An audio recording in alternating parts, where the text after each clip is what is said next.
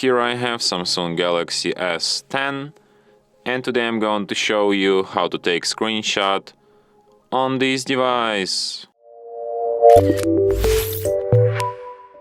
So to do this, all I need to do is to just press combination of keys power key plus volume down at the same time like this, and the screenshot will be taken.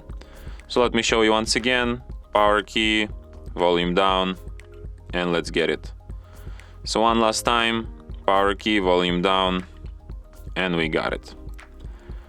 So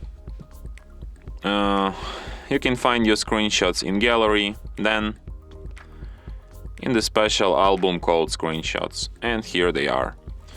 From here you can favorite, edit, share, delete your screenshots and perform other actions from this list.